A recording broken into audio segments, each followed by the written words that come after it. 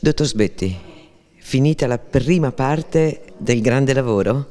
Sì, siamo arrivati a un punto questa volta e abbiamo preso tutti i progetti che già avevamo visto nel primo passaggio, quello del 30 novembre, e abbiamo portato l'insieme di questi progetti a valutazione. Valutazione vuol dire che abbiamo controllati dal punto di vista progettuale, dal punto di vista finanziario, dal punto di vista operativo. E abbiamo selezionato all'interno di questa grande quantità di proposte che sono arrivati circa 100 progetti, ovviamente articolati in varie sezioni. Questo è il primo lavoro che abbiamo fatto. Come è stata fatta la valutazione? Diciamo due cose. Abbiamo preso, prima di tutto siamo partiti dai capisaldi che il comitato si era dato per l'Expo.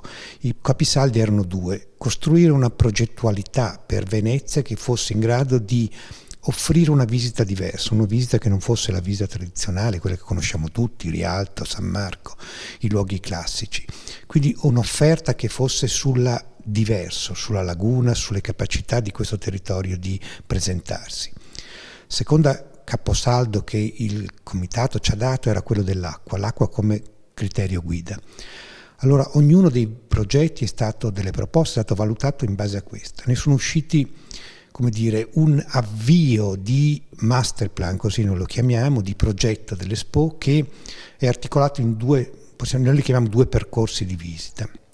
Uno territoriale che mette in evidenza tutti i territori che nell'Expo sono coinvolti, la laguna, i grandi fiumi, i parchi, il territorio della grande terraferma veneziana, fino a tutte le direttrici che entrano fino verso Padova, verso Treviso, ma anche territori più lontani, Mantova, Ferrara, Ravenna. E uno secondo che raggruppa tre grandi gruppi, tre grandi cluster, uno dell'alimentazione e la produzione degli alimenti, che è la grande risorsa di questo territorio, la seconda l'acqua, che vuol dire contemporaneamente gestione e innovazione.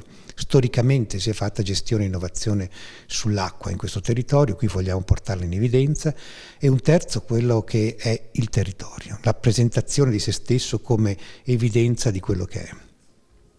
Per cui buon lavoro per domani. Grazie, da qui cominciamo e da qui avremo davvero il master plan, che significa cominciare a rendere accessibili tutti questi territori.